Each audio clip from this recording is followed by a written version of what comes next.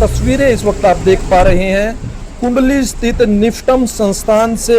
यहां पर केंद्रीय मंत्री चिराग पासवान पहुंचे हैं उद्घाटन करने के लिए। आपको बता दें पूरे भारतवर्ष में सिर्फ 2 निफ्टम संस्थान हैं और अब तीसरे निफ्टम संस्थान की जल्द ही बिहार में नींव रखी जाएगी। और आज सोनीपत में इस निफ्टम संस्थान में उद्घाटन करने के लिए केंद्रीय मंत्री चिराग पासवान पहुंचे हैं और क्या कुछ उनका कहना वो भी आपको सुनवाते हैं। निफ्टम में पहुंचे हो, क्या कहना चाहते हैं? ये निफ्टम संभावनाएं देखते हैं। निफ्टम ने जिस तरीके से एक अपनी अलग पहचान खाद्य प्रसंस्करण के क्षेत्र में बनाने का काम किया, आज की तारीख में निफ्टम कुंडली हो, निफ्टम तांजौर हो, इन्होंने खाद्य प्रसंस्करण में स्टूडेंट्स को स्किल करके नए स्टार्टअप्स, नए इनोवेशंस, नए टेक्नोलॉजीज़ को क्रिएट कर एक अपनी अलग पहचान बनाने का काम किया। और आज यही कारण है कि निफ्टम की पहचान को, इसकी ज़रूरत को हर कोई महसूस करता है। केंद्र सरकार ने एक और नए निफ्टम खोलने की इस बार अनुमति दी, जिसके लिए मैं मेरे प्रधानमंत्री और आदरणीय वित्त मंत्री जी का मैं धन्यवाद करूंगा। ये अपने में दर्शाता है कि ये एक अपने में फूड प्रोसेसिंग से जुड़े क्षेत्र में हर सेक्टर को मजबूती देने के लिए निफ्टम की कितनी ज़रूरत है। आज जब मैं यहाँ सुफलम के कार्यक्रम में आया हूँ, मुझे लगता है निफ्टम के द्वारा ये भी एक खूबसूरत सोच है जहाँ पे आप स्टार्टअप आइडियाज़ को कोलैबोरेट कराते हो उन लोगों के साथ जो उन आइडियाज़ को एक्सप्लोर करके एग्जीक्यूट करने का कार्य करते हैं। ऐसे में मैं निफ्टम कुंडली में यहाँ पे तमाम डायरेक्टर साहब, तमाम फैकल्टी मेंबर्स को ढेर सारी बधाई, शुभकामनाएं देता हूँ। पूरा देश जो है खोल रहा है, सबका फूल खोल रहा है, सभी की अनुमति भी है। देखिए, ये एक ऐसी घटना है जिसकी जितनी निंदा की जाए उतना कम है। यकीनन आतंकियों द्वारा एक कायरतापूर्ण घटना को अंजाम देने का प्रयास किया गया, जिससे देश न सिर्फ मर्माहत है बल्कि आक्रोशित भी है। और देशवासियों के आक्रोश की भावना से मेरे प्रधानमंत्री जी भी पूरी तरीके से सहमत हैं। इसके पूर्व भी पुलवामा में जब ऐसी घटना घटी थी, उस वक्त भी आतंकियों को और उनके आकाओं को मुंह तोड़ जवाब देने का कार्य हमारी सरकार, प्रधानमंत्री जी के द्वारा किया गया। मैं आप सब के माध्यम से देशवासियों को ये आश्वस्त कराना चाहता हूँ कि एक एक बूंद का बदला, जो खून बहा है उसकी एक एक बूंद का बदला लिया जाएगा। कोई भी आतंकी और उनके आका, उनको अब नहीं बख्शा जाएगा। उनको उनकी ही भाषा में करारा जवाब दिया जाएगा। और ये विश्वास भारतवासियों का हमारे प्रधानमंत्री जी पर है।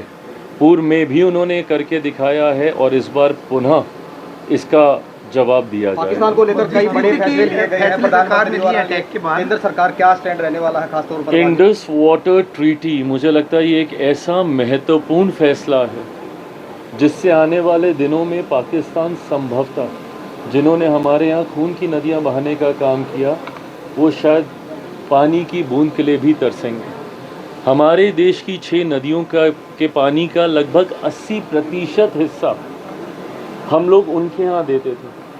ये हमारी दोस्ती थी, ये हमारी इंसानियत थी, ये हमारी मानवता थी, पर उसकी उन्होंने कभी कद्र नहीं की।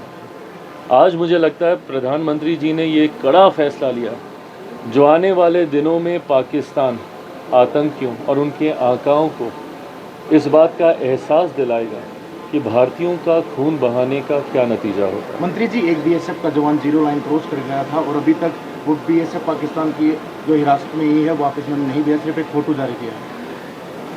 भारत हर संभव प्रयास करेगा कि वो जल्द से जल्द वापस आए।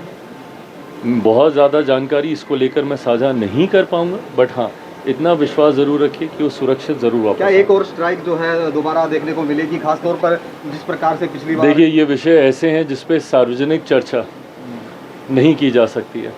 बस मैं इतना ज़रूर विश्वास दिलाऊंगा कम शब्दों में कि उनको उन्हीं की भाषा में आतंकियों को उचित समय पर उचित जवाब दिया जाए। बिहार में चुनाव है मंत्री जी, उसको लेकर क्या कहेंगे? बिहार के चुनाव, इस साल बिहार में चुनाव है, चुनावी वर्ष है ये, और मैं मानता हूँ कि जिस तरीके से प्रधानमंत्री जी की सोच और डबल इंजन की सरकार बिहार में कार्य कर रही है, इस सोच पर जनता का विश्वास है और पुनः चुनाव परिणामों के बाद 2025 अक्टूबर में जब चुनाव होंगे, परिणामों के बाद पुनः एनडीए की सरकार और एक ऐतिहासिक जीत के साथ, अप्रत्याशित जीत के साथ एनडीए की सरकार बिहार में बनने जा रही है। ये हम लोग का विश्वास है। मुख्यमंत्री के चेहरे को लेकर बिहार में मेरा राजनीति में आने का कारण ही बिहार रहा है और मैंने हमेशा इस बात को कहा है कि मेरी प्राथमिकता में बिहार और बिहारी हैं।